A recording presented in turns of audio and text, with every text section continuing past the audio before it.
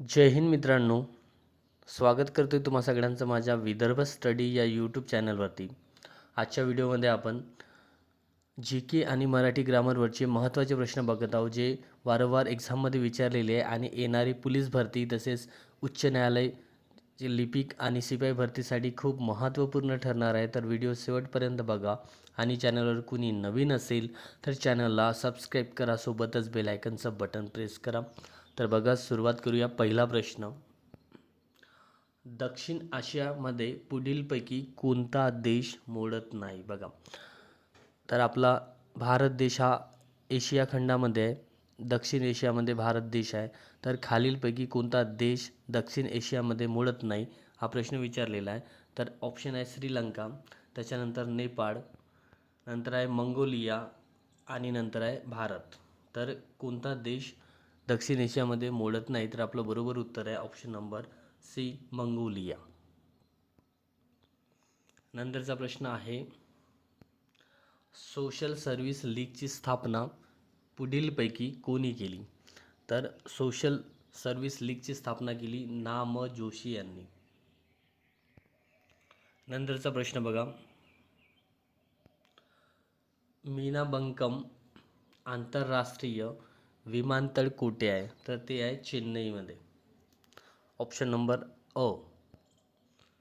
नंतरचा प्रश्न आहे, धातूमध्ये पुढीलपैकी कोणता गुणधर्म नसतो? तर धातूमध्ये पुढीलपैकी कोणता गुणधर्म नसतो? वर्धनीयता, तन्यता, ठिसूळता आणि चकाकी. बघा, धातूमध्ये काय नसते? तर ठिसूळपणा नसते. ठीक आहे, ऑप्शन नंबर 3 किंवा ऑप्शन नंबर सी. नंतरचा प्रश्न आहे, सर्वप्रथम प्रायोगिक तत्वावर कोणत्या शहरामध्ये दूरदर्शन सेवा सुरू झाली होती? आता बघा, हे सगळे प्रश्न विचारलेले प्रश्न आहे एक्झाममध्ये, त्याच्यामधनं मी घेतलेले आहे. तर दूरदर्शन सेवा सर्वप्रथम कुठे चालू झाली? तर ते दिल्लीमध्ये. Option number A. नंतरचा प्रश्न आहे, इंदिरा आवास योजना कोणत्या पंचवार्षिक योजनेत सुरू झाली? इंदिरा आवास योजना ही कोणत्या पंचवार्षिक योजनेमध्ये सुरू झाली? तर 7व्या पंचवार्षिक योजनेमध्ये. त्यानंतरचा प्रश्न, भारताची पहिली महिला शासक कोण होती? तर रजिया सुलतान. Option number 2. त्यानंतर बघा, हा महत्त्वाचा प्रश्न आहे, 6001 ते 7500 लोकसंख्येदरम्यान ग्रामपंचायतीची सदस्य संख्या किती असते? आता बघा, याच्यात महत्त्वाचं आहे विद्यार्थी मित्रांनो, ग्रामपंचायतीची जर सदस्य संख्या विचारलं तर ते तुम्हाला माहीतच असले पाहिजे किती लोकसंख्येमागे ग्रामपंचायतीमध्ये किती सदस्य असतात. तर जसं 1501 ते 3000 जर लोकसंख्या असेल लोकांची किंवा गावची, तर 9 सदस्य असतात ग्रामपंचायतीमध्ये. नंतर 3001 ते 4500 जर लोकसंख्या असेल तर ग्रामपंचायतीमध्ये 11 सदस्य असतात. ठीक आहे. जर लोकसंख्या 4501 असेल, 4501 ते 6000 जर लोकसंख्या असेल तर ग्रामपंचायतीची सदस्य संख्या 13 असते. नंतर 6001 ते 7500 जर ग्रामपंचायतीची लोकसंख्या असेल तर लोकसंख्या असेल तर ग्रामपंचायतीची सदस्य संख्या ही 15 असते, 15 सदस्य असते. आणि जर 7501च्या वर प्लस लोकसंख्या असेल तर 19 ग्रामपंचायतीची सदस्य संख्या असते. इतकं लक्षात ठेवायचं. आता या ठिकाणी आपल्याला 6001 ते 7500 मध्ये विचारलेलं आहे. 6001 ते 7500 लोकसंख्या असेल तर ग्रामपंचायतीची सदस्य संख्या किती असते? तर 15. ठीक आहे, ऑप्शन नंबर सी. त्यानंतरचा प्रश्न बघा, सर्वात पहिली भारतीय बँक पुढीलपैकी कोणती? तर सर्वात पहिली भारतातील बँक कोणती आहे? तर पंजाब नॅशनल बँक. त्यानंतरचा प्रश्न बघा, राज्यसभेचे सदस्य किती वर्षासाठी पदावर राहू शकतात? बघा, राज्यसभा जर म्हणलं तर राज्यसभा हे संसदेचं वरिष्ठ सभागृह आहे, ते कधीही विसर्जित होत नाही. ठीक आहे. आणि राज्यसभेमध्ये जे सदस्य संख्या आहे ते त्याचा कालावधी हा 6 वर्षाचा असतो.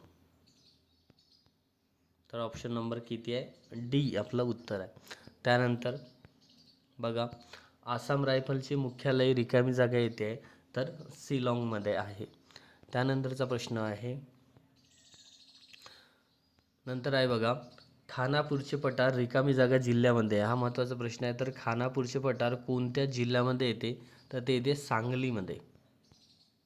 ऑप्शन नंबर डी, सांगली जिल्हा. त्यानंतर यवतमाळ आणि वाशिम हे जिल्हे कोणत्या प्रशासकीय विभागामध्ये येते? बघा, टोटल महाराष्ट्रामध्ये 6 प्रशासकीय विभाग आहे.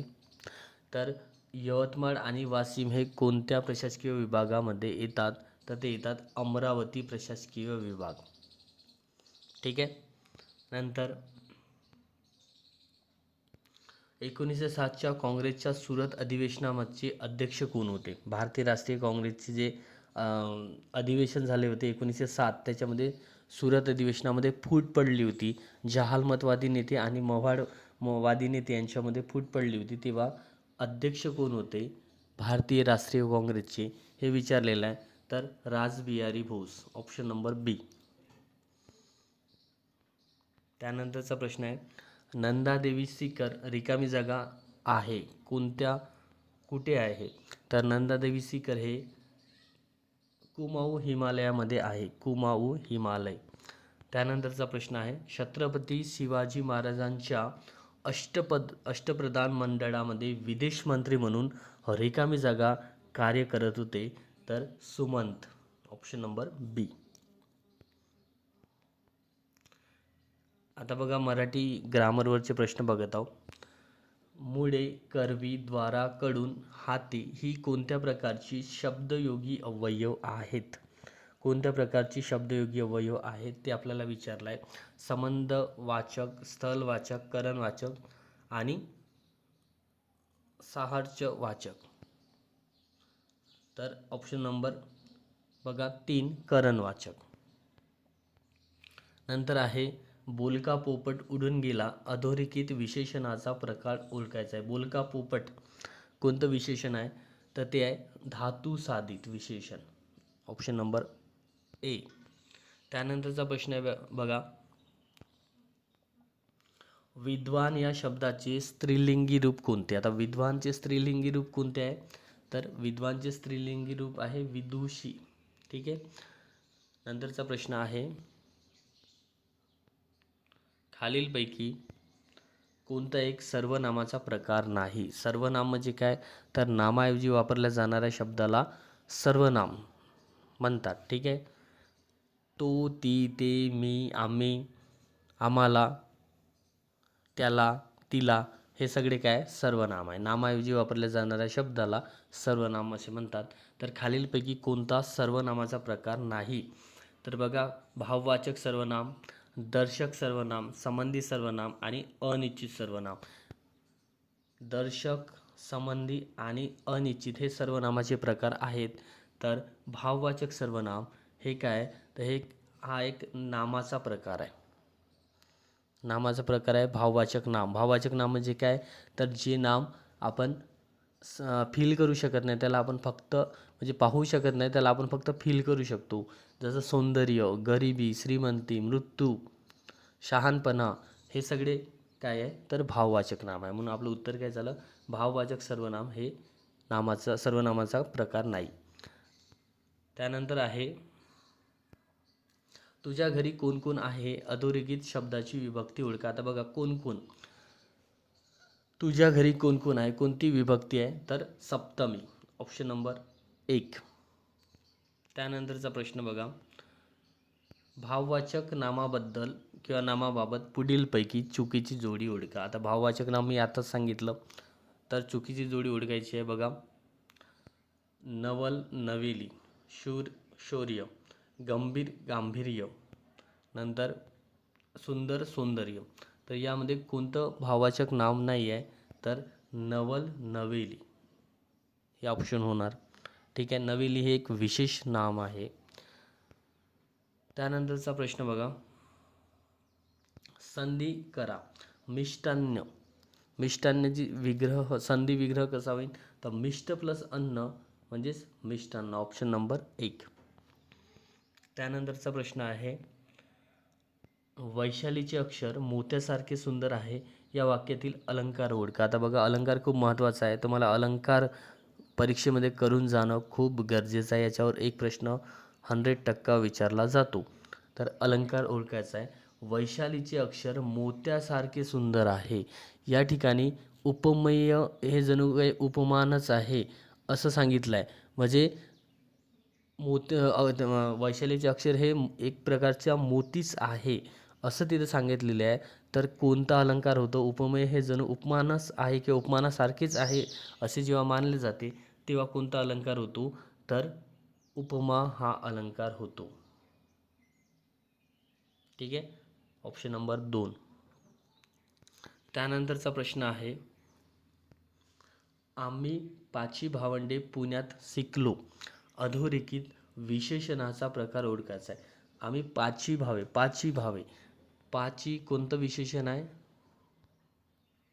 ठीक आहे, कोणतं विशेषण आहे? गणनावाचक, पृष्ठवाचक, क्रमवाचक, आवृत्तीवाचक. तर ते आहे क्रमवाचक, ऑप्शन नंबर 3. सॉरी, क्रमवाचक नाही, गणनावाचक, गणनावाचक, ऑप्शन नंबर 1. ठीक आहे. त्यानंतर आहे बघा,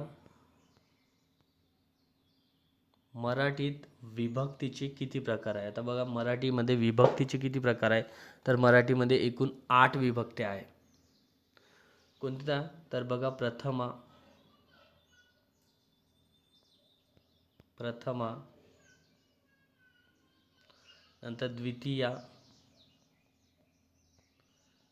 तृतीय, तृतीया, नंतर चतुर्थ, चतुर्थी, पंचमी, षष्ठी, सप्तमी आणि संबोधन. ठीक आहे, 4 आणि 4 8 असे 8 प्रकार आहे विभक्तीचे. तर आपलं उत्तर होणार ऑप्शन नंबर 1 8. त्यानंतर आहे, आपला, पापडा, बेटे, वेडे, मने ही कोणत्या प्रकारची अव्यय आहेत? तर ती आहे यो व्यर्थ उद्गार वाची अव्यय. नंतरचा प्रश्न बघा, ठराविक क्रमाने आलेल्या अक्षराच्या समूहाला काही अर्थ प्राप्त होत असेल तर त्यास रिकामी जागा म्हणतात. काय म्हणतात? अक्षरसमूह, वाक्य, वर्ण की शब्द? तर त्याला म्हणतात शब्द, ऑप्शन नंबर डी किंवा 4, ऑप्शन नंबर 4. नंतर बघा, अभ्यास केला असता तर तो नापास झाला नसता या वाक्याचा प्रकार ओळखा. अभ्यास केला असता तर तो नापास झाला असता. आता नापास झाला नसता, आता या वाक्यामध्ये जर तर आलेला आहे. जर तर, जर त्याने अभ्यास केला असता तर तो नापास झाला नसता. जर तर जर आलं असेल तर ते कोणत्या प्रकारचं वाक्य असते? लक्षात ठेवायचं हमेशासाठी, ते असते संकेतार्थी वाक्य. ठीक आहे, संकेतार्थी वाक्य. नंतर आहे, पक्षी आकाशात उडाला या वाक्यातील प्रयोग ओळखा. आता पक्षी आकाशात उडाला या ठिकाणी कर्ता, कर्म आणि क्रियापद आहे. पक्षी आहे कर्ता, कर्म आहे आकाशात आणि उडाला आहे क्रियापद. याच्यामध्ये पक्षी आकाशात उडाला, कर्माला प्रत्यय लागलेला आहे. तो हा प्रत्यय लागलेला आहे कर्माला. जर कर्माला प्रत्यय लागलेलं असेल तर ते कोणतंही असते ते आपल्याला सांगायचं आहे. कोणता तो प्रयोग असतो, तर तो असतो कर्मणी प्रयोग. जर कर्त्याला प्रत्यय नसेल, कर्माला असेल, कर्माला प्रत्यय लागलेला असेल तर कर्मणी प्रयोग. तर या ठिकाणी तो कोणता प्रयोग आहे, तर कर्मणी. तर अकर्मक कर्तरी प्रयोग, सॉरी कर्तरी प्रयोग. कर्त्याला जर प्रत्यय नसेल, कर्माला असेल तर कर्तरी प्रयोग. सॉरी, जर कर्त्याला प्रत्यय लागलेले नसेल, कर्माला लागलेले असेल तर कर्तरी प्रयोग. आणि जर कर्त्याला प्रत्यय लागलेले असेल आणि कर्माला जर प्रत्यय लागलेले नसेल तर कर्मणी प्रयोग, लक्षात ठेवायचं. आणि कर्ता आणि कर्म दोघांनाही जर प्रत्यय लागलेले असेल तर भावे प्रयोग. ठीक आहे, या ठिकाणी हा कर्तरी प्रयोग आहे, अकर्मक कर्तरी प्रयोग आहे. कारण कर्माला प्रत्यय लागलेला आहे, कर्माला प्रत्यय लागले असेल तर कर्तरी प्रयोग असते. नंतर आहे खालील शब्दातील क्रियाविशेषण ओळखा. क्रियाविशेषण, क्रियेबद्दल विशेष माहिती सांगणाऱ्या शब्दाला क्रियाविशेषण म्हणतात. तर या ठिकाणी क्रियाविशेषण कोणतं आहे? 10, परंतु, इथे, साठी. तर बघा, 10, परंतु, इथे, साठी याच्यातील क्रियाविशेषण कोणतं आहे ते आपल्याला ओळखायचं आहे. तर क्रियाविशेषण आहे इथे, क्रियाविशेषण इथे. ठीक आहे.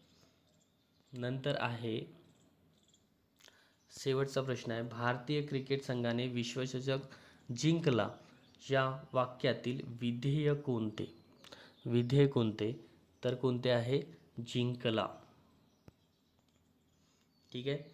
जर तुम्हाला क्वेश्चन पेपर आवडला असेल तर तुम्ही लाईक करा, कमेंट करा.